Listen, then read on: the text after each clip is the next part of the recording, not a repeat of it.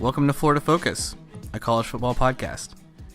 We have a lifetime Florida State Seminole fan, that's me, Brandon, and a lifetime Florida Gator fan, that's my co-host, Chris, putting aside our differences to bring you the fantastic world of college football throughout the Sunshine State. Today, we will cover the showdown in the Sunshine State and Tallahassee between the Gators and Seminoles. We'll recap all the games around the state of Florida. We'll also preview the one Florida team that's playing next week, which is the AAC title game, UCF versus Memphis. And we'll give you a taste of what's going to happen over the next 2 weeks, since the season is winding down. So given all of that, Chris, how are you feeling about today's show, my friend? Oh, I think you know how I'm feeling about today's show. I'm feeling great. Now, I respect you, and I like you, but I feel great about this episode, and I'll try to reel it in sometimes, but I apologize if I get too excited. But I'm excited. I'm really excited about this episode. I could have expected that. I don't know that I needed to ask you, but it was kind of a habit, and that's what we're used to. It's a formality at this point. Yeah. Oh man, and all of my laughs and smiles are going to be sarcastic today, as you can sense in audio. It's not going to be hard to hide. Yeah. So, anyway, it was quite a game between the Gators and Seminoles, but it wasn't great at times. But I'm going to defer to you. What were some of your initial thoughts? And I'll chime in as you kind of recap the showdown in Tallahassee. What were your thoughts about the Gators' victory? Talking to the Gator fans that I talked to, and went home, visit my family and the in-laws, and they're all Gator fans. And before the game, talking to them, the general consensus was we should win, but we're not confident. A lot of the Gator fans I was talking to were like, yeah, we're clearly the better team. We have the best, the best matchups, offense, defense, special teams. Yeah. FSU's not playing well. But what everyone kind of came back to was, but now they have confidence because they beat a ranked team. And so everyone was like, we should win. We're the better team, but just not 100% confident that we're going to win. And we were kind of nervous and anxious, really. Are we going to pull it off? Like, is it the team that played Missouri that's going to show up? Or is the team that LSU or in Tennessee and Mississippi State, is that team going to show up? Mm-hmm. And we weren't really sure which FSU team was going to show up because they really haven't shown any life the whole season except for the week right before they play us, and exception in the first half of the Miami game, I guess. So we're like, and a lot's on the line because the bowl streak and so on. And we're just like, we're going to win, but we're not really sure. But did not see a blowout coming. Did not see this at all. Yeah. And so what were your thoughts going into the game? Like, how did you feel about it? Yeah, I thought if there was any team that had a chance to make a lopsided victory, it would be the Gators. I didn't see any way Florida State would blow anyone out because they showed no signs they could do that this season. They beat Boston College by 1. You beat Louisville by 4 on a last-minute possession on a mistake Louisville made. You only secure win was against Wake Forest. Now, Wake Forest came on late in the season, which kind of made that win look a little better, but it not totally. When you're banking your season on a Wake Forest victory, it doesn't say much. Right. You had to come back against Sanford. You lose by 21 at home to Virginia Tech. You get blown out by Clemson and show no effort. And against NC State and Notre Dame, you just looked like you just couldn't match up. I was telling somebody earlier, Notre Dame was so unimpressed with our offensive line, they put 5 guys in the box on most drives. 5. Not in the line, in the box. Yeah. They said, we're going to match up one-on-one with your offensive linemen, and we're still going to win the line of scrimmage. And they did. And you reach that point, that's embarrassing. Yeah. So and it turned out to be an embarrassing game. Because it's only hindsight. Like, you should have saw this coming, right?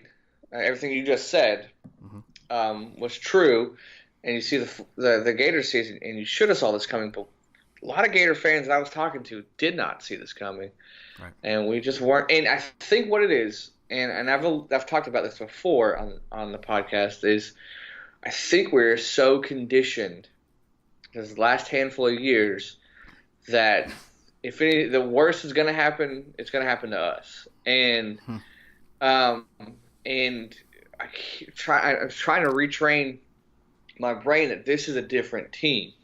This is a different team than what I'm used to. This is a different offense than what I'm used to. And whenever we get punched in the mouth, we're not just going to crumble. We might, but it's not a guarantee that we're going to crumble. And we can fight back, and we can put up points, and we can come back, and this game's kind of the first half actually played out like I thought it might play out. Okay. But at halftime, we're up by 13-7. FSU is one play away from taking the lead, right? Mm-hmm. So I'm kind of like, I'm so nervous. But I said to myself at halftime, yeah, but if I watch the game, we're clearly dominating. Yeah, you're fine. It was very similar to the Vanderbilt game. The score was a little different, but if you watch the game, we were still the better team. Mm-hmm. Just had a bunch of bounces go the wrong way. With this, yeah, they stopped us on that fourth. We had to settle for field goals. But it was very clear we were the better team, and then we just outlasted them in the second half. A lot of things to be happy about. I mean, Felipe Franks had 254, 3 touchdowns, and 0 interceptions. The biggest stat. Every time he has 0 interceptions, it's the biggest stat for him. And he looked like he was zinging it too, and had some touch and some accuracy. And some confidence. One of his better games the whole season. I don't know if it's him getting better or if it's just the Florida State defense was so bad it made him look better. I don't know. But he was on point, and the running game was on point, and the receivers were on point. The transfers, Grimes and Jefferson, especially Grimes, who you didn't hear, you heard him. He had a blip early on in the season. Then you don't hear anything from him. He had that crazy catch versus South Carolina, but you don't really hear anything from him. But he goes over 100 yards in this game and a touchdown. Van Jefferson, who, if you saw the Idaho game, they tried so hard to get the ball to him, almost forcing it a bunch of times. But I think what they were doing was setting up for this game. And he has a great game. And the offensive line, especially the second half, and a lot of it's the second half, they just they had their way with Florida State, and we saw that they potentially could do that, and they did. Pirine, of course, that's that long run in the beginning, that 74-yarder. He ends up with 129 and a touchdown. Scarlett ends up with 88 and a touchdown. It's almost 200-yard running backs. Yep. 254 in the air, 282 on the ground. That's pretty good stuff. You can't be upset at all. And we put 41 points, which is crazy. But if you think about it, we settled for 2 field goals, and then I think in the red zone we for stop on 4th down. 1 goal. Could have been more. Yeah, it could have been a lot more. Mm-hmm. A lot more points. Kudos to Florida State for having a pretty good red zone defense. That was the only thing that was really keeping them in the first half. Yeah. But it was just crazy because as bad as it was, it should have been worse. It really should have been worse. And I'm just I'm kind of surprised at how everything was clicking offensively. Defensively, you give up. The thing I was worried about a lot was the deep pass. I knew that our secondary was suspect sometimes, and Florida State can hit the deep pass, and they did hit a deep pass, but not enough. Akers is a great playmaker, and he made a great play, but not enough. Francois can hurt you with his legs, and he did, but not enough. And we see that they were just Florida State could strike here and there, but they weren't striking enough. And then in the second half, the turnovers come. We finally get forced turnovers once we got the lead. Polite was be able to just, as they say, pin his ears back and go after it. And they're kind of one-dimensional in the second half there.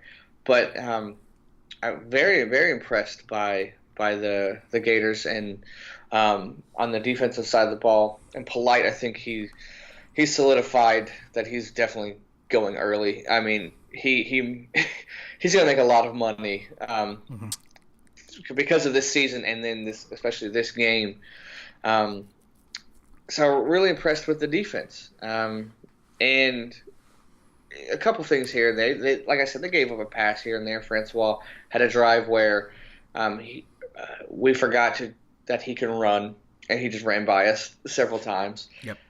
But it wasn't enough. And then our special teams, we didn't turn the ball over. Swain was back there returning kicks, didn't fumble, didn't do anything with the ball, but he didn't fumble. And Townsend, again, doing a great job punting the ball. And McPherson hitting a couple of field goals early on so we can get points. Things I did not like, play calling a little bit. Just kind of, I didn't like going for it early on. I thought on the road, a rival game, get the points, take the crowd out of it, and then work on getting the touchdown later on. Proved to be pointless because we scored plenty more points after that. But I didn't like the idea of going for it early on, getting stuffed. And then there was a lot of times where it was 3rd and 4, and we would run the ball. And it wasn't ineffective, but we kept doing that. And so that was kind of frustrating in the first half. But then things obviously changed in the second half. We kind of did something here and there that we didn't really need the 3rd and shorts. And then I would have liked to seen Kadarius Toney got the ball more. He did a little bit in the second, but I think the struggles we had in the first half wouldn't have happened had he got more touches or any touches in the first half. But those are the small things. Obviously, the bright side definitely outweigh them. And I'm really impressed the way we finished. Everything, all the years of anticipation of ending the streak and ending their bowl streak and winning streak on the road. It was just a good feeling to finally, you got many years waiting for that victory and it's not happening. And then now to do it, and then to not only end that streak, but end the other streaks, it's a good feeling. It really is. And the way we did it was just, it's good all the way around. Yeah, and it's clear the better team won. Doesn't feel good on this end to see another effort like this by the Noles for sure. But yeah, just to tag on a couple of your thoughts, myself kind of surprised Toney didn't get more involved. To see him get less targets and touches was kind of a shock. Also to see Florida State either contain Swain or he just wasn't a factor. But that was something that I don't know. It's just I hadn't seen Florida do a lot of explosive plays this year. Yeah, and all of a sudden it comes out. So that could either be they're saving them or Florida State's defense just wasn't prepared because you have long catches. That went to Cleveland and to Jefferson, both of which got hurt, which was kind of sad to see. And you see the long run, of course, early second quarter. That's, I don't know. You could argue that's when the game was over right then, but more likely you point to early third quarter. You stop Florida in the red zone, which would have been 16-7 with a made field goal. Instead, we have a dumb middle mistake, and a guy throws a punch and ends up punching in the end zone, so it comes 20-7. And the Gators took off from there. But, yeah, overall, the flow of the game, you're right. Even though it was 13-7 at half, I completely agreed. I said, yeah, I mean, I can draw some positives from the first half, but overall, Florida's doing whatever they want on offense. And I saw no reason to see that wasn't going to continue.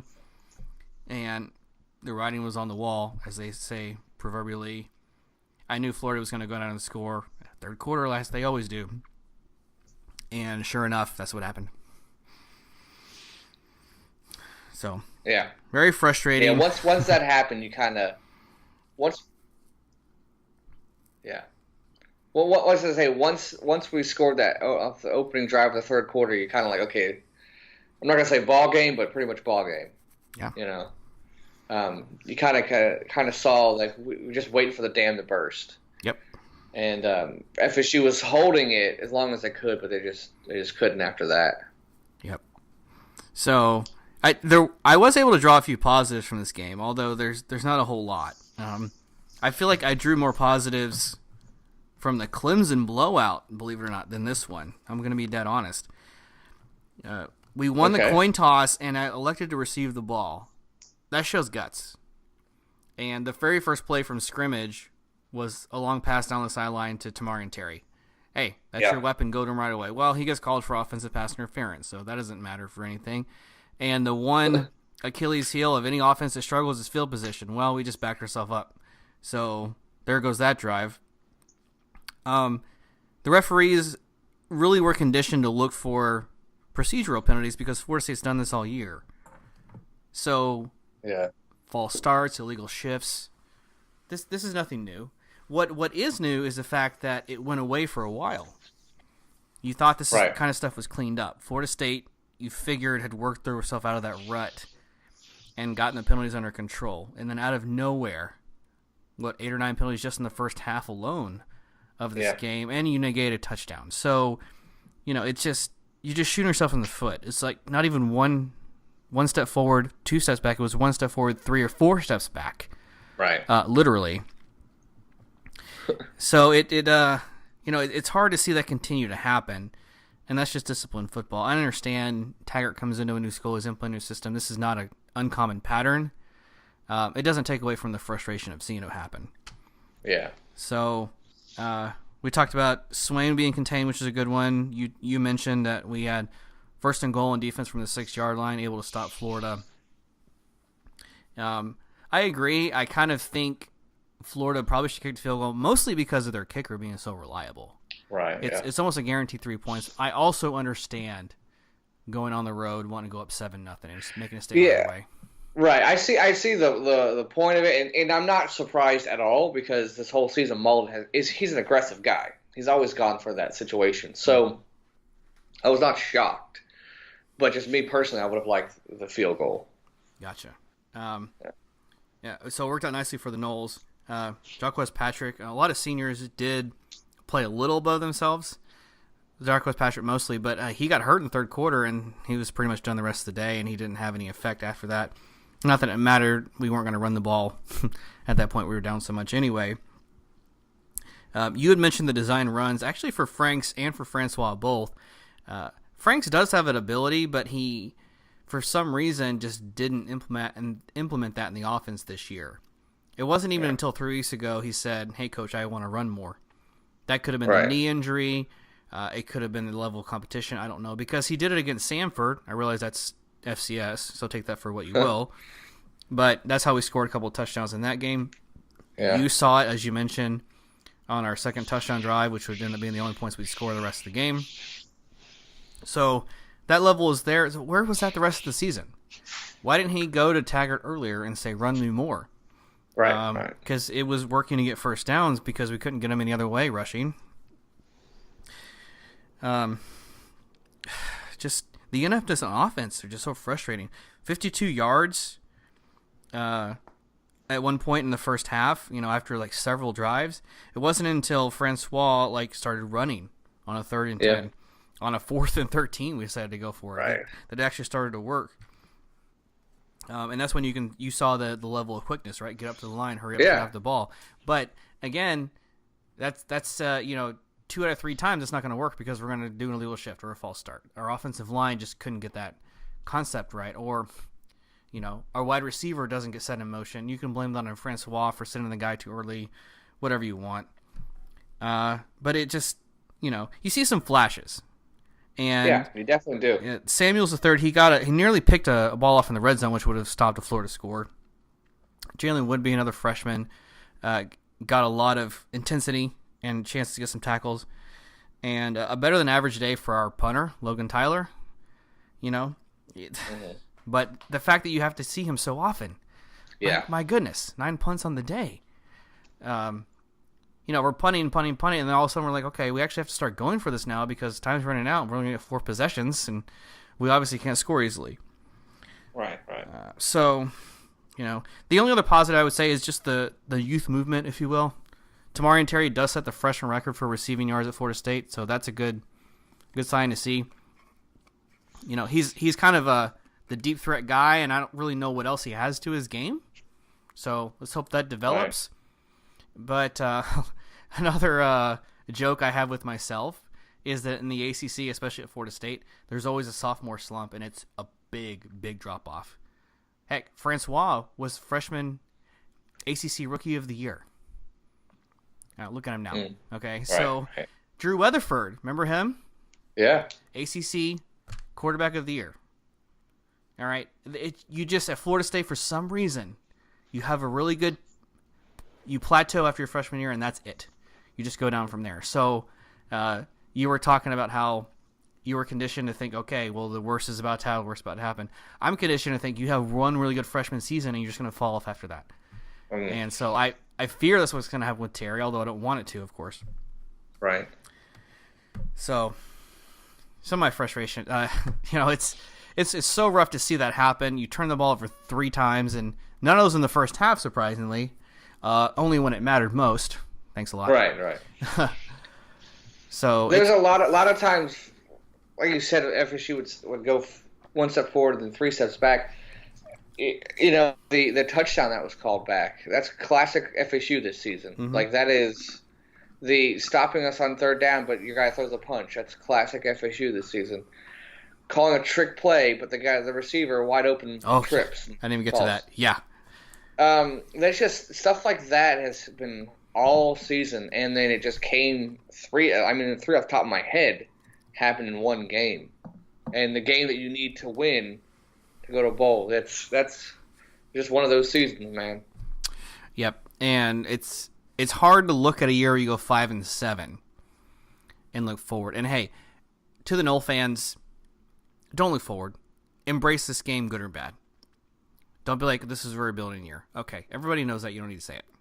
Don't say, we'll be better next season. Everyone says that. That's bad. All right? Look at this season and evaluate it. Confront this loss face to face. Hey, I'm doing it right now. All right? So if I can do it, you can. Yeah. And say to yourself, with the level of talent Florida State has, you shouldn't go 5-7. You need to pull out more wins.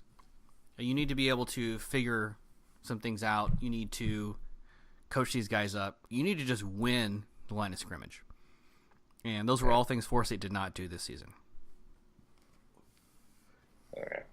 Yeah, that's one thing that people say that the Florida State's offensive line wasn't good, and I saw the games this year, and they weren't. But Florida's D line kind of last handful of games kind of hasn't been as dominant. But you could definitely see there was a difference in talent and coaching in this game. Oh, yeah. And our D-line stepped up again. Yeah. Now, do you think it's the issue with Florida State is more lack of talent and what Jimbo left or didn't leave, or the coaching? You really have to put it on both. And a real quick note on the defensive line. Florida State's offensive line has made every opponent this year look fantastic on defensive line. So take that as you will. I'll be the first to say yes. Right. Ja'Kai Polite was fantastic. We basically just opened the door and said, hey, come on in. Live in our backfield today. But not just him. Right. Is it pronounced Zuniga? Is that right? Plus you had Joseph. They were in the backfield all day. Jabari Zuniga, Yeah, Zuniga. So it's not like any of these guys are, or excuse me, not like all of these guys are first-round NFL talent. You're making these guys just look like heroes on the games like this. Also, keep in mind, Florida State they're in the bottom 10 in every single offensive line category: rushing, sacks allowed, penalties, everything. Bottom 10. And there's like 130 teams in Division One. Yeah, and 115 is the best category we had in anything. Right. That's one thing I will say about Florida that has been one of the biggest surprises is our offensive line, because last year McElwain was praising how good the offensive line was, but they didn't play good at all. Oh. But this year, so I guess it's the same talent, but it's the coaching has been the difference this year. Because he was talking it up last year, but you didn't see nothing on the field. So you kind of have basically the same guys, but now they're producing 200-yard rushers in several games, almost this game too, almost 300 yards rushing in a game. You see that throughout this year. Our running game was their strength, and just kind of you could see the difference in coaching. Yeah. And I think that's probably why I lean a little bit toward the coaching aspect, because surprisingly, there were spots of this season where the offensive line for Florida State looked better, like it was improving. But that was mainly because we had to do so much shifting, move a guard to tackle, move a tackle to center, right, move a defensive lineman over to the offensive line, just to make ends meet.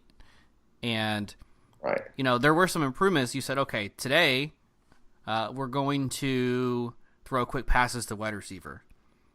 Today we're doing design draws. Today we're going to try and get Cam Akers not running between the tackles, but outside in the slot. Anything we can to get a quick release out of the backfield. Unfortunately, you can't do that repeatedly. It's not a good recipe for success. And Taggart is a guy who wants to run the ball a lot. He had to give that philosophy up, and credit to him to change it up mid-season, given the injuries and the personnel he had. You look at a guy who, all of a sudden people are like, oh, Florida State's starting to throw the ball again finally. I'm like, well, you got to realize that's only working because we're still rushing the ball and losing 2 yards on first down. That's the only reason why the pass is going to work. We're not set up to be a Washington State or a Mike Leach team, and so it's not going to happen that way. So we'll finish up with the game, and we'll save the season recaps and stuff for another episode. Yeah. The end of the game, the flag. What are your thoughts? Did you watch the? Oh, okay, let me back up. Did you watch that all the way to the end? I did, actually. Okay, all right. Well, good for you. What are your thoughts on Chauncey Gardner-Johnson and the flag and Taggart and Mullen and stepping in? Okay, so I'm kind of torn on this. I'll say for both coaches, good job. To go out, Mullen, to stop his post-game interview. And you kind of joked about how he likes to talk, but it came down to action at this point. He did it. Yeah. Actions speak louder than words. And so he said, hey, whistle. He stopped. He went over. He cut it off. Taggart kind of went out there, separated some guys, moved the Knowles back toward the sideline. Yeah. There were, and I don't know how to take this either, but there were Seminole players that were crying after this loss. And say what you will about that, I show it as a sign that they cared. Yeah. And they went out, and this is not anyway. They are now permanently the team that ended the bowl streak. Yeah. And there's no way around it. That's how they're always going to be known. You're the 2018 team that couldn't win 6 games. Anyway, back to the flag. Part of me is like, all right, whatever. But most of me is like thinking of Baker Mayfield, Oklahoma at Ohio State, where you're like, okay, this is a slap in the face. It's derogatory. But on the other hand, I kind of get it. I wouldn't have wanted Florida State to do this in the swamp. Yeah. So I'm mostly going to say don't do that. Mostly because of the emotions and what could have happened. So good thing for the coaches to be there. But I think the hero has to be Dan Mullen, right? Yeah, I mean, Taggart was right there. It was not smart of Chauncey to put it right next to the head coach of the opposing team.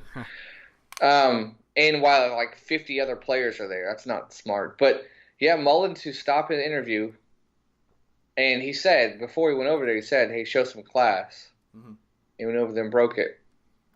My thoughts are like, it's just as a college football fan, I would say don't do it. Don't really instigate something. Well, you've seen like fights break out, like straight up fights within this game, and then within this rivalry. Yeah.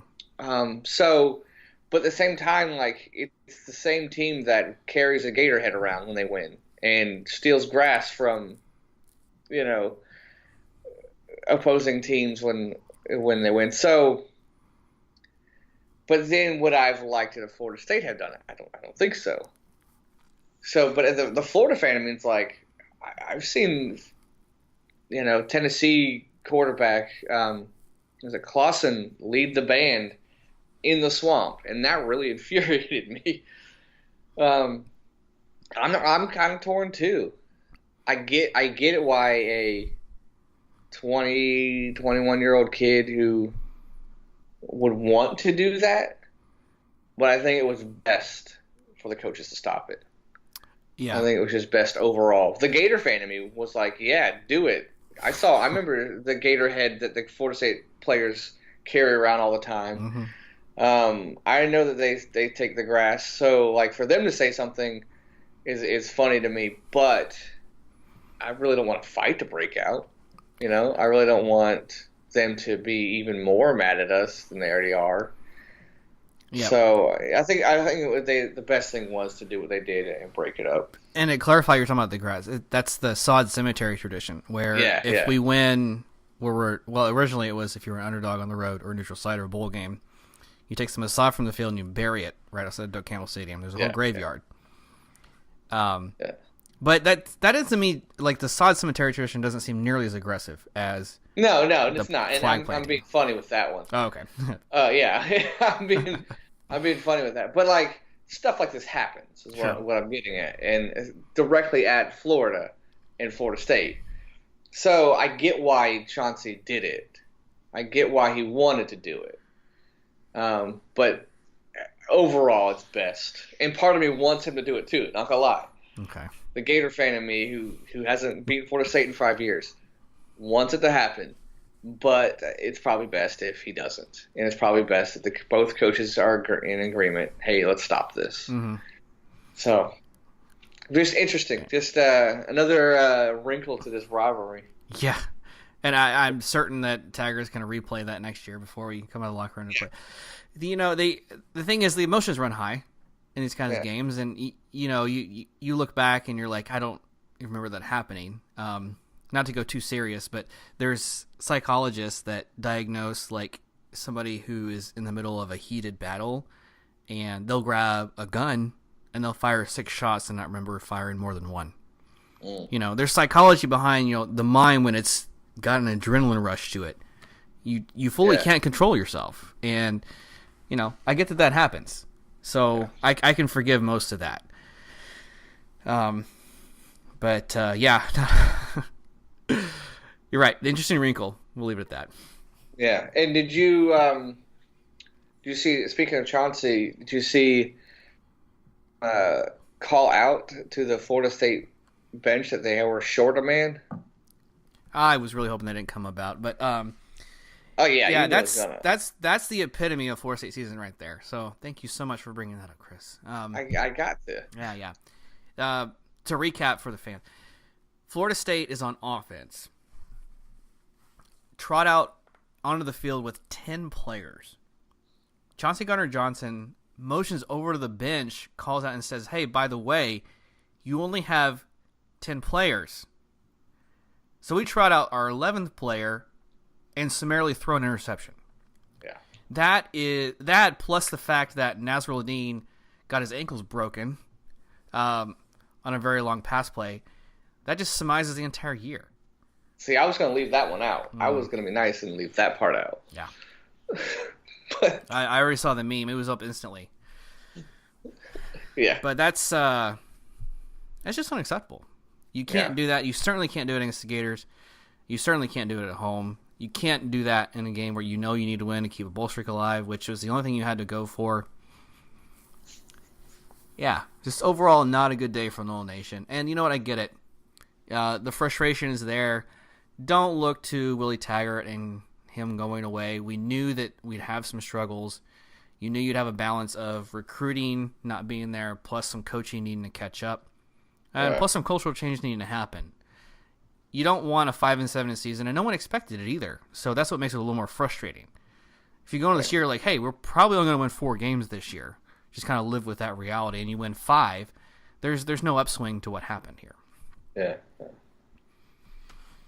Yeah, that's I mean, I've been there twice, not hitting a bowl when you come from a program that's supposed to. So I feel your pain on that. I feel all of Seminoles' pain on that, where you're like, okay, well, we might be bad, but we're not like miss a bowl bad, right? And then when it happens, you're like, it's an awful feeling. It really is. And it's an eye opener, and I hope that's how Florida State Nation sees this. You're like, hey, we're not invincible. I think we mentioned this a couple months ago. We do bleed. All right. Yeah. They bleed. So it turns out, hey, that this isn't going to be a cakewalk for us. We can't throw our helmet on the field and expect to win like we did in the 90s. Yeah. This is not the same school it was then. Not the same coaching staff. It's not the same players. Not the same culture. You're going to have to adapt. And that's what the harsh reality was on Saturday. Yeah. Whew, that was for your sake. We'll move on. I could talk more about this game. I could, but because I respect you and you're a friend, we'll move on. I appreciate that. If you had any last thoughts you want to throw in, that's fine. I think I pretty much covered the frustrations, but I also was able to draw out some of the positives. Going forward, yeah, I will say the Florida State fan that is drawing positives. By the way, I will say a couple of positives to the Gator coaching staff. Todd Grantham, we've talked about him quite a bit. He's a guy that likes to blitz and didn't need to, and so he saw that and he said, "Hey, we can kind of get pressure with our front line." So good to see an adjustment there. Mullen, no tricks. There was the 4th and goal. That's not really a trick play. That was just more an aggressive call. But, that's good for him. You're looking at a team that says, hey, we see already we can conserve some of those more aggressive plays for a bowl game, which is probably going to be New Year's 6. Kept those in his back pocket. So, a lot of foresight with this staff. He loses a couple guys injured on the wide receiver core, which that may hurt going forward. I don't know the status of them. But good awareness there. Good play calling. He stuck to who they were. He didn't get too worried, even when the game was kind of close-ish at halftime, even though we were getting outplayed. Stuck to their identity, which you had said, I don't know who the Gators are. They don't know who they are. I think they've figured it out, or they're really close.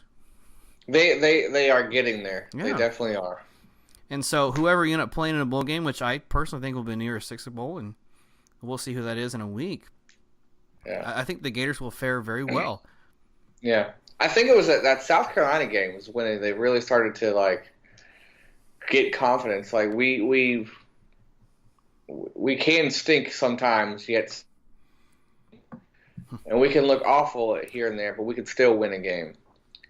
And I think Felipe Franks getting mad at that during that South Carolina game at the fans. Really, you saw the confidence, and it carried over into Idaho. They didn't mess around with Idaho, and it carried over into this game. So I really think that they are, like you said, they're finding some kind of identity. Sure. I was a little, just a little bit annoyed with the confidence. It went above that a little bit in the third quarter when he just kind of walked off the quarterback runs and just kind of dusted off his shoulder pads and shucked that all off, and then you had the flop. Yeah. That was really the only time in the game I was really mad at a Gator. And you know what? I kind of get it. Franks is from Crawfordville, which is just south of Tallahassee. He's from the area. Yeah. This is the game also meant a lot to him. He has a brother that plays too, I found out. So, for him to show up in that atmosphere, that's the kind of stuff, hey, it's going to rub me the wrong way, but I don't mind it because it was on the field during the game. It wasn't enough for a flag. It was just enough. I was like, oh, that's pretty courageous of him, Yeah. If a Florida State guy did that, I couldn't get mad, so I'm not going to get mad at him. Yeah. And he's starting to play with emotion, and he's getting better when he plays emotional. You're right. He really is. He should, because I just looked at his stats from last year to this year. It's a totally different quarterback. Mm-hmm. So good for him, and you have to give that credit to Mullen. Absolutely. Yeah. Whatever he's doing is working for Franks. Now, later on, we'll get into the future of the Florida quarterback and who's it going to be. But Right now, he's got Frank. He's motivating Franks the right way. Yeah, very, very horizon. And in a spot, we mentioned this last week, Florida knew they had to win this game and get the best performance for him this entire year. Florida State coming in hot. Florida, everything to lose. The season looks different. If you lose this game, no New Year's Six potential. You look at another loss to your rival. It's funny. If Florida had lost this game, everyone remembers, oh, you could have beat Missouri. Oh, you had a chance. Yeah. You had a chance against Florida State. Instead, now it's, oh yeah, we can scratch away those losses as a tough SEC schedule. Yeah. And we move on. So they performed at the top stage when they were supposed to, and hats off to the Gators. I gotta say, if we were face to face, I'd shake your hand. Oh, thanks, and I would shake it back. No. I would accept it. You spit in it first, but you would shake. Oh yeah, I mean, absolutely. Yep. So yeah, in the end, the better team won. The Gators outplayed the Noles, and they deserved the victory, and they got it. Yeah. Fun times. For some. For some. It's still college football, yeah, and for a half it was competitive. So, anyway, yeah. So that's the Florida Sunshine Showdown. So the Gators reclaim that, and I can imagine very celebratory in Gainesville. Gators had lost 7 of the last 8, including 5 in a row, and break the streak. But I mean, Florida State had lost 7 in a row before that. It was at least 5 or 6 if I remember correctly. So it's been streaky for a while. Let's hope this doesn't start a new trend. I think it's healthy for both schools for it to go back and forth. Yeah, college football is better when both the teams are good. Sure. Yep. All right. So speaking of college football around the Sunshine State, we'll go ahead and move on now. Some other teams that played around the state. I'll let you go first, Chris. The Miami Hurricanes. The team from South Florida finally victorious after quite a losing streak. They beat the Pitt Panthers. What was your take on that game? This is a crazy game because part of the Miami that we're used to showed up, but part of it didn't. The defense showed up. They didn't cause too many turnovers, but they held Pitt, a ranked team. I forgot to say, is it the Coastal or the Atlantic? Yeah, it's the ACC Coastal. Yeah, the Coastal. They held the Coastal champion to 3 points, which I don't know how to take that. But so that's impressive. So the defense was impressive again. But here's the stat of the game. I don't know if you're looking at stats or what, but guess within 25, how many passing yards they had? Oh, you know what? Because I watched most of this game, I know for a fact N'Kosi Perry was 6 of 24, but I don't know how many yards that translated to. 52. That's pathetic. 52. No touchdowns, no interceptions, yet they win by 3 touchdowns. That's unbelievable. Because they almost ran for 300 yards. Now Perry had 46 yards rushing, but Homer 168 and a touchdown. I think they had a punt return for a touchdown. Didn't need him to pass, and that's the Miami team right now. Is they're going to win when they don't need to pass. But when they need to pass, then who knows? But good for them. Good way to rally and respond and finish a pretty disappointing season on a high note. Yeah, I agree. The only game that Miami really won when they had to pass was against Florida State. Yeah, sure. Against UNC when they forced 5 turnovers, don't need to do it. Against Pitt, and this was the vintage Miami defense that started the year. They've been hibernating and they finally decided to come out. And don't put too much stock in the fact that Pitt was the Coastal winner because they still lost 4 games this year. Or was it 5? I lost track, but it's that not. Was their 5th. That was their 5th loss. There you go. So they're 7-5, but a Coastal champ. By the way, the 5th team to win the Coastal in 5 years. There's just no consistent players in that division, and it is what it is. I personally think it's the worst division in the Power 5. Okay. That's just. I mean, 7-5 champ. What else can you say? So if I think I heard someone say on ESPN, if the pattern continues and a different team wins the division, then Virginia next year should win the Coastal because they're the only team in the last 5 years that hasn't. So if you wanna bet a team in Vegas next season to have any kind of shot at the division title or the ACC, go with the Cavaliers. Okay. But anyway, back to the Hurricanes. Yeah, that's you have the big playmakers. You're disappointed, but you're right. You end this season on a little bit of a high note, and you roll pretty hot into a bowl game. Yeah. They need to find a matchup where they have a bad rush defense. A team that they play against has a bad rush defense, so they can run and don't have to worry about passing. Yeah. Or a team that turns the ball over a lot. Okay. That's what they need. You're right. That's a good recipe for success for the Canes right there. Yeah. That's who they are right now. Yeah. All right. Well, we'll move over to Tampa, I guess, for the next recap. Yeah. And there wasn't a lot of close games this weekend in the state, to be completely honest. So UCF goes to Tampa to play South Florida. So a couple of insights, as I've mentioned before, I live in Orlando, and I had the good fortune to actually go to this game. And South Florida, they try so hard.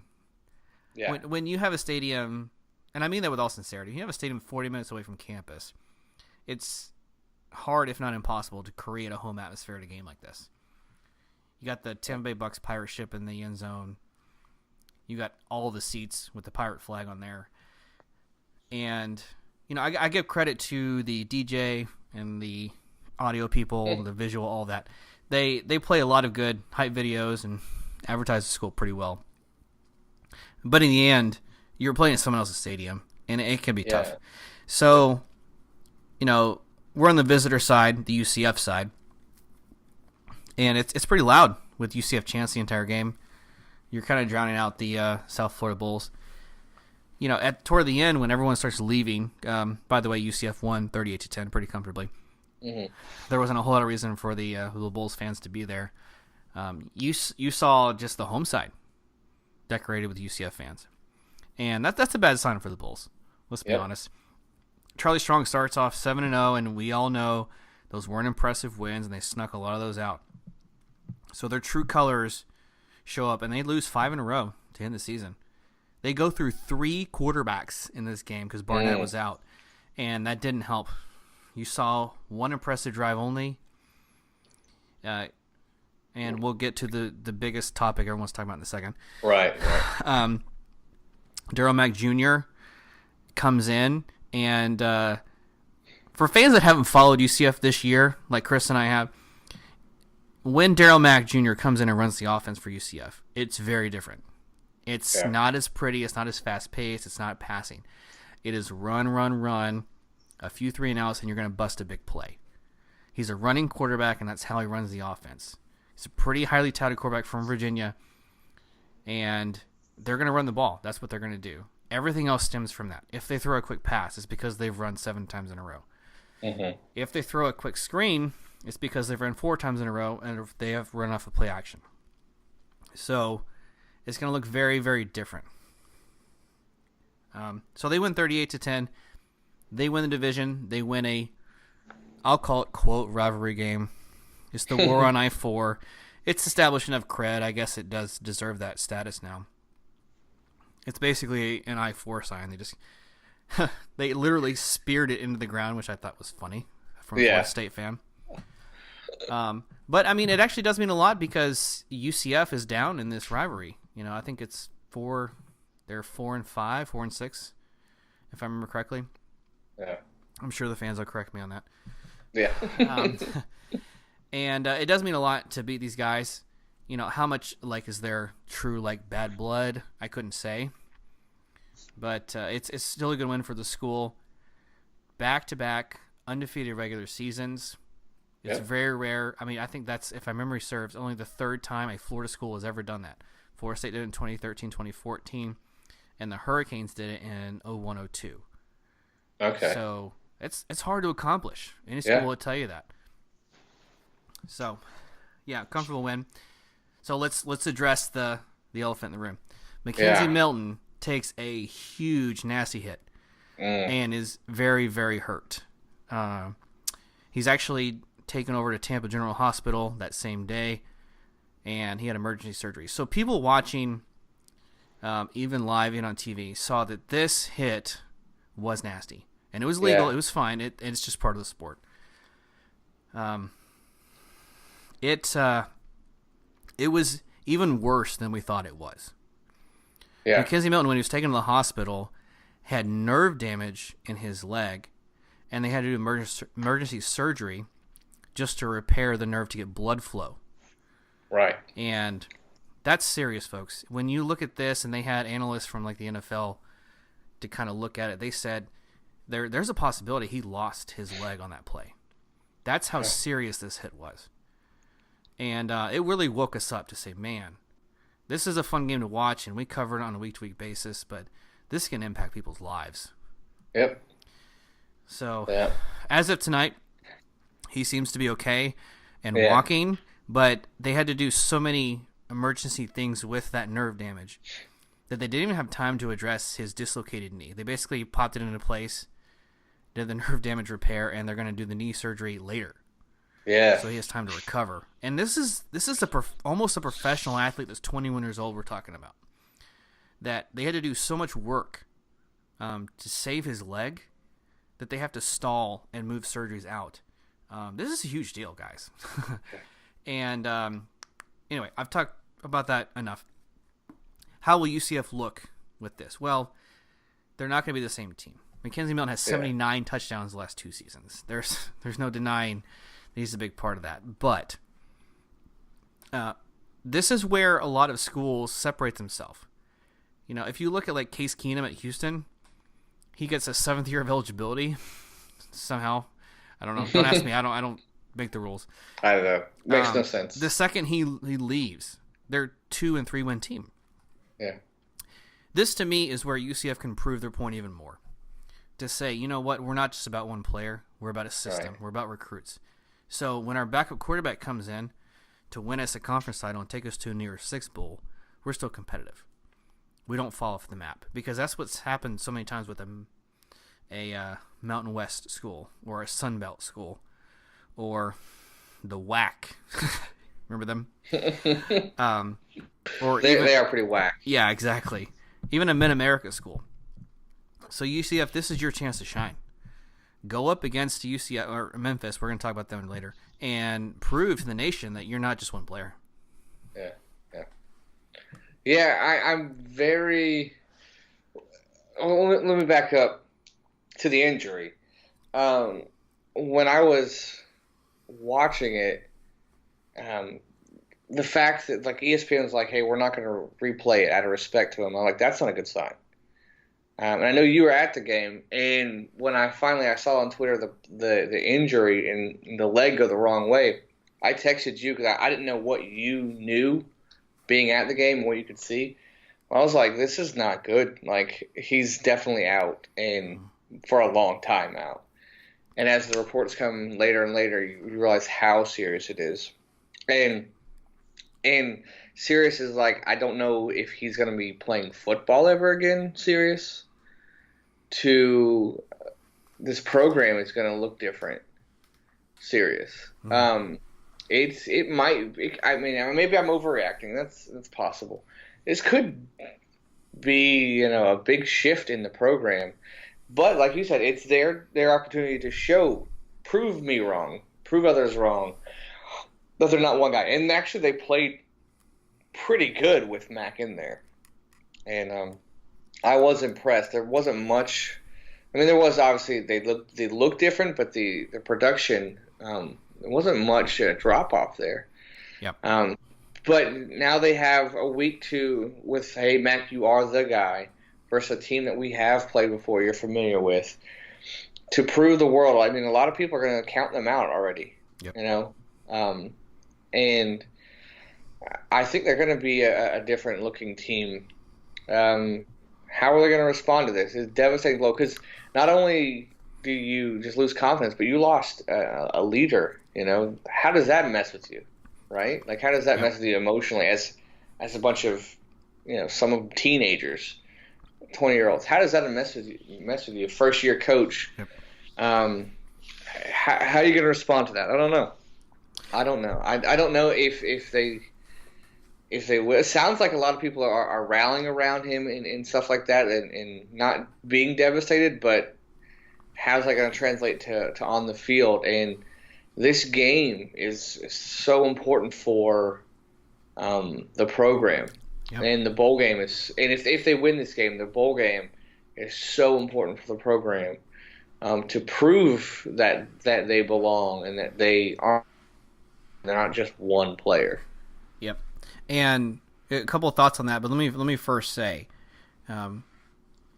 having been here, having seen the team very closely, I'm confident they win this game and they cover the spread and they win comfortably. I am that sure of it. And if I wasn't, I would say so. I was even at the game, as everyone knows now, and I see the injury happen, and of course I'm just shocked and I'm baffled. But then it goes away, and I'm like, they're gonna be fine. 4 or 5 years ago, I wouldn't say that about UCF. Right. Even after you see Blake Bortles and Perryman and all of the good talent drop off, and you see them go to a winless year, that's where you really see, okay, well, they're 1 or 2 players away from a winless season, or 3 or 4 wins. And that's not where UCF is now. So, yes, UCF will look different. Yes, their style will be completely opposite of what you see on offense. But take the Knights to win. They're going to win, I can tell you. One of the things they're doing in support of Mackenzie Milton, he's from Hawaii, as some people know. The school is passing out black and gold Hawaiian leis to wear during the game. So when you watch this on TV at 3:30 on Saturday, you're going to see a lot of people wearing Hawaiian leis in the stands. Right. That's good.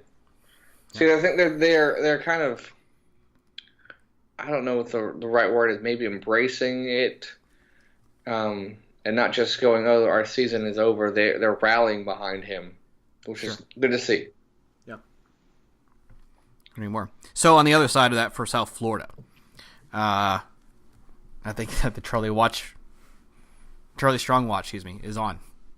Yeah. Oh yeah. You saw UNC fire their head coach and fire another one like within 24 hours, so that job's not there. But Louisville's still open, where he was the coach, and there's still Rutgers. Yeah, he could take a middle tier Power 5 school. I don't see a lot of incentive for him to stay. I just really don't. South Florida's not been a school that's even played football very long. Taggart only stayed 2 years. Charlie Strong, this is his second year. They don't have a lot of success to rally behind. Not a lot of tradition there. Mm-hmm. In fact, their hype videos, I'm a sucker for hype video. I will always watch one and be like, yeah, I feel good. The only thing they could point to was their 2007 season. We talked about this in like our second or third episode, where they had Matt Grothe, and they reached number 2 at one point after beating Auburn. But then they fell off the map later in the year in the Big East. So, and that was Jim Leavitt was their coach at the time. There's not a lot of history, and I wouldn't blame Strong for going somewhere else. He's a Florida guy, and I would like him to stay in the state, but I totally get it. Move on. It may be the best thing to do. It may be. When the way that they finished, ugh. Yep. Yeah. All right. Let's wrap it up here. The last two, and then we'll do the preview of UCF. FAU. What are they doing? Just what are you doing? You lose at home. You have a chance to make a bowl. You lose at home to Charlotte, who at the time was 4-7. You have a chance to go bowling. Although a very disappointing season, still you can salvage it with a bowl. And you lose at home to Charlotte. Late field goal to lose 27-24. Decent game passing, okay game running, but Singletary, who was their stud, 23 carries, which is what the amount of carries he should get, but 88 yards and no touchdowns. Couldn't really. They had 187 yards rushing, total over 300 yards passing, but 24 points to show for it, and you let Charlotte come back and beat you. Very disappointing. season for the Owls.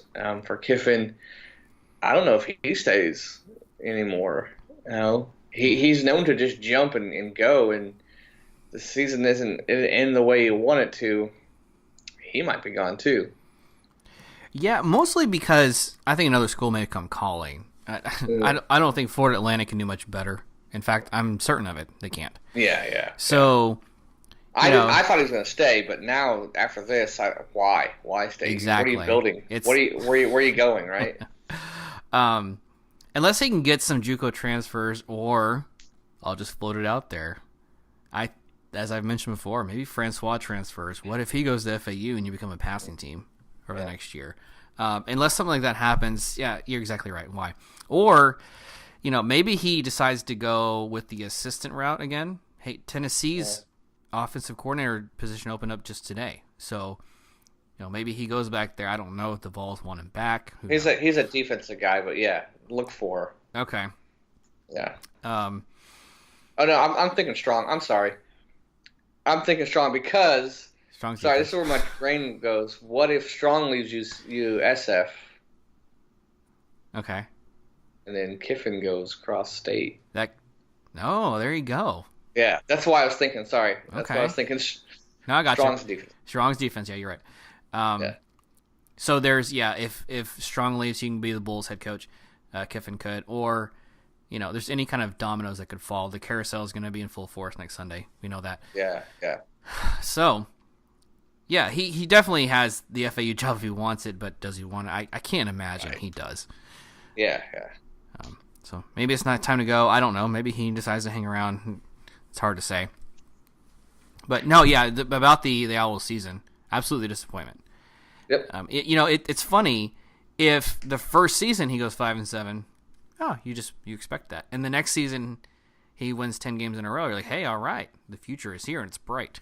But since these two seasons are flipped, very different perception of the coach there. It's very weird, and sometimes it's a matter of luck. I get it, but they lost too many close games that they should have won easily. Yeah, absolutely. Let's go on to my FIU Panthers, the third best team in the state. Go ahead, man. Third best team in the state.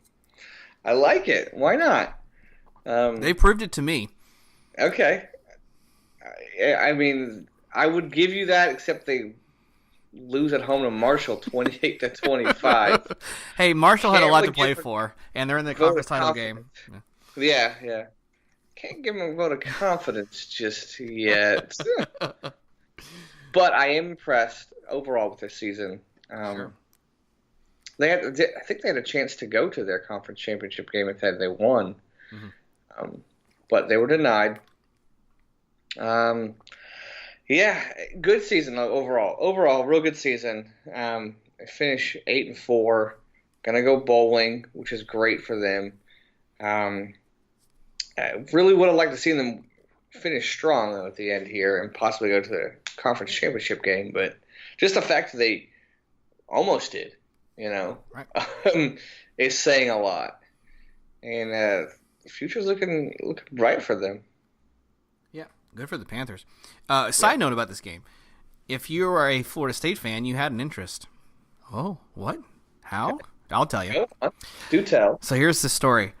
Virginia Tech has been all up in FSU's grill about the bowl streak.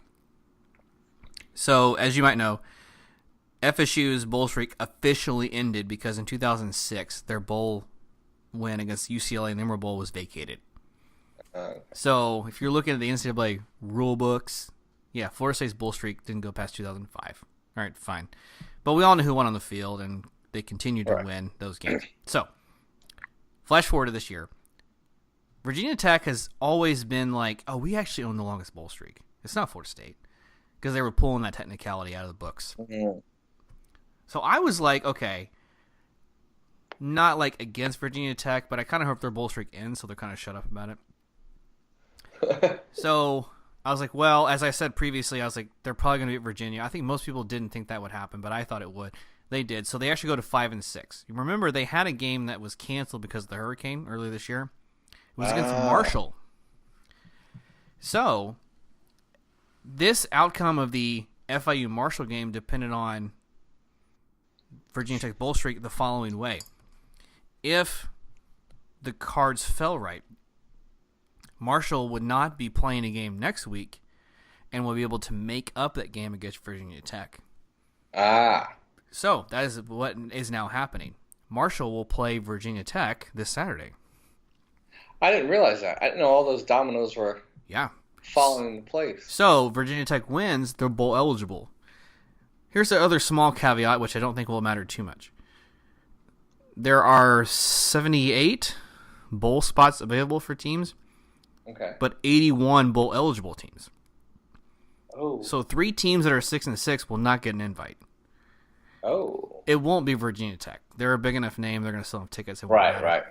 They'll travel. In fact, I saw the Eastern Michigan coach put out a video pleading his case to get to a bowl bid because they're not a good team and they won 6 games. Anyway, hilarious. Well, it's a good thing we don't have to worry about that kind of stuff. As bigger programs, you don't have to finagle that kind of stuff. So anyway, what I would love to happen is Marshall beats Virginia Tech. That'd just be hilarious. This game that they really thought they would go in and win, I don't think it'll happen. But that's why Florida State fans should have been interested in this game for sure.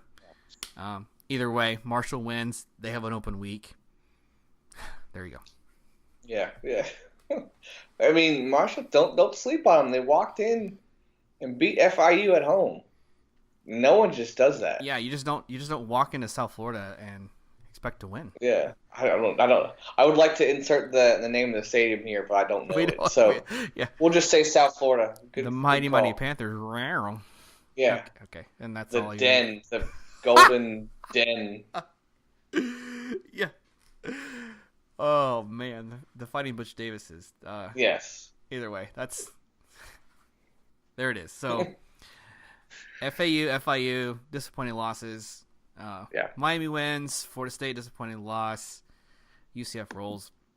That is the last week of the season in a nutshell. I didn't think we'd be here this soon, Chris. I know it always flies by, but the third game of the season, you're like, this season's gonna last forever, and then you blink, and here we are talking about the last game. Yep, everything we built for. So that's why we encourage fans to enjoy the season while you can, because it ends quicker than And just a side note, every streak comes to an end.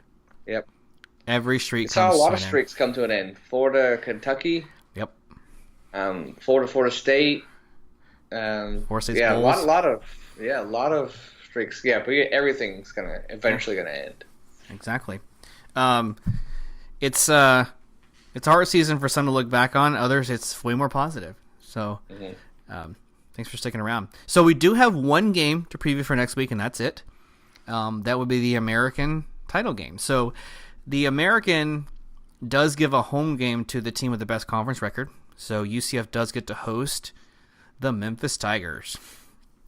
I think if you ask UCF fans, you would say this is quickly becoming a rival. Mm-hmm. Not by proximity, maybe because they're both big cities. Maybe because they both have Alliance of American Football teams starting in February, whose GMs are trash talking each other. It's happening. Yeah, that's why it's a rival. Yeah, that's exactly why. But bigger than that, it's because these teams will now face off for the 4th time in 2 years, despite the fact they're not even in the same division. Yeah. So impressive. Memphis drove them from the other side, and last year in the regular season, the game was moved because of a hurricane. UCF destroyed them. But then you reface them in the title game at home, and it comes down to double overtime. And you sneak out by a couple yards to remain undefeated and go to the Peach Bowl. So, yeah, there's a lot in this game. And then they play this year in the regular season at Memphis, and UCF only squeaks out a 1-point win.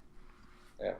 So it's clear that this is the team that's going to give you the biggest trouble. So the only reason I would think UCF will struggle in this game is the mental aspect. Right. Lost your leader quarterback. You know this team can play you close. They have 2 of the last 3 games. You're at home. Everything's on the line. You know the stakes. Maybe the backup gets rustled a bit. That's what Memphis has to bank on. Now, they aren't in this game by accident. They have had a really good season, especially rushing the ball with Darrell Henderson. Yeah. Last I checked, I think he's still the leading rusher in the nation. So you know exactly where they're going to go to. You know how they're going to try and win this game and how they're going to control it. So, given all of that, what's your opinion of the game? How would you see it playing out? It's tough to beat somebody that many times in that small amount of time. And it seems like Memphis gets closer and closer. I do like the way UCF is responding, and I was impressed with Mac. But I'm trying to take emotions out of it and just pick. I think Memphis might get him. This time, just because it's law of averages. It's got to happen eventually. Streak's got to end, right? I'd probably go Memphis by one, but I mean, either Memphis by one or UCF blows them out. That's the two scenarios I see. So Chris is taking Memphis 3-2. Yes, that's what they're gonna do, 3-2. Yeah. No, as I said before, I take UCF to win comfortably. I really do. I don't think it's a crazy pick to say that. Yeah, you know? And you're right. There's absolutely ways Memphis can control the game. Maybe UCF turns the ball over a lot. Be forewarned. This won't be the funnest game to watch, and it's going to run fast because they're going to pound the rock a lot, both sides. Daryl Mack is a guy that's going to rush a lot, and if you're a UCF fan, it's going to make you nervous, and it probably should, because then you're down to your third stringer and or fourth stringer if he were to go down with any kind of injury, even if it's for one or two plays. Even if he loses his helmet, even if his shoelace comes untied, then for one play, you're like, okay, I don't know anything about this guy. What's going to happen here? And I totally get it. But you are at home. Orlando is supporting this team a lot more than people probably expected. I guess yes, there's some bandwagoners. Yes, there are people showing up that don't know what football is. Right. They're like, oh, is this like the one with the soccer ball? Yeah. I thought this was Orlando City soccer team. Why is no one else wearing purple? Yeah, exactly. And I wish I were completely joking on that. But I really think that UCF has the talent here. Their defense, just a side note, people don't talk about them much. They had a dip. You know, you see them play against Temple. They struggled. They played against teams, though, like Cincinnati and against South Florida. They really showed the defensive line took a step forward. Randy Shannon, a guy we know all around the state of Florida, really coached his guys up this last month. And this is a different team. I looked at UCF's defense last November, and I said, wow, that defense can lose any game for them. And they nearly did. They didn't play well against South Florida. They didn't play well against Memphis. They didn't play their best game against Auburn, but did enough. You look at this defense now, I look, okay, man, they won a huge game at Cincinnati. They held the Bulls to nearly nothing, and I think they're going to do it again against Memphis. So even if UCF's offense struggles a bit, the defense holds them in. Plus, they have one of the best kickers in the American, and they're at home. So that's a 4-point advantage. So Knights win by 13. All that makes sense. I'm just trying to. I think Memphis is going to look for revenge, and it's hard to beat someone that many times. Yeah. In so few times. So, but I was impressed with Mac. I thought there was going to be more of a drop off, and there wasn't. Yep. So we'll see. Yeah. Well, I'll take the Knights to win. You're taking Memphis by 1. I like it. I'm kind of pulling for UCF though, just because I feel real bad for Milton. I really do. I just seemed like a really nice guy, and they're a good story, and I feel real bad for the fans and stuff. So I'm rooting for UCF to win. But I'm picking Memphis. Yeah, and there's plenty of reason to do that. And you and we do some college picks here and there. Who did Brandon pick to win the American this year but Memphis? Because there's so much parity in the American Conference. I never know from year to year who's going to win. Right. And until these last 3 seasons, well, I would say 4 of the last 5, UCF has been the constant team. Yeah. And, here we are. Mm-hmm. So, Fun to think about. Well, that's the only game we have to preview. As Chris alluded to, next week, and stay tuned, Chris and I will look back on the season that was. All of 2018. We spent a lot of time and effort into previewing the year before it started, and we're going to pat ourselves on the back at times on where we got things right, and we're going to eat some crow on some other points where we. I'm going to eat a lot of crow. I'm going to get my crow bucket ready. Yeah, might as well. So before that happens, let's remind the fans, Chris, how they can reach out to us and give us some feedback on what they thought of the Sunshine Showdown, what they thought of UCF South Florida and Mackenzie Milton's injury going forward. How can they get in touch with us? Give us some feedback. Start off by visiting our website, floridafocuspodcast.libsyn.com. Libsyn, Libsyn. Facebook and YouTube, Florida Focus Podcast. Please hit us up on Twitter at Florida Focus Pod. Feel free to email us your thoughts on how your team's season did and how they wrapped up at Florida Focus Podcast at yahoo.com. Snapchat and Instagram, FL Focus Pod, and of course our Patreon account. Excellent. So yeah, thanks to all the fans for listening. It's been a great year. Yes. Good and bad, up and down. Friends are enemies, enemies are friends, and we've enjoyed it. But also keep in mind, fans, that we don't get much of this. I said it before. You get 12 regular seasons, and if you're lucky, 2 more. Maybe 3. Yeah. So, enjoy the ride. I know we certainly have. As a Florida State fan, it has been one of the roughest years, and I said to myself, this was the year I decided to launch this show. Of all seasons. Right? It could have been in 13. It could have been in 14. Yeah. It could have been in 99. That's before podcasting. I said, never mind. But look at it this way. Now you have therapy this whole time to get you through it. Right? Yeah. I mean, it's made me look at it. I've confronted it dead on, and you're right. It has been a little bit therapeutic. You're absolutely correct, sir. That's why I have you here. It's, here we are. Your team just beat me miserably, and I'm thanking you. That speaks to our relationship and what is going on in this world. It's fun nonetheless, and for the first time since 1976, FSU has an empty December. That's the first time in my life, literally. People throw that term around a lot. In my lifetime, I've never seen a year 4 they didn't make a bowl, and it'll feel very weird.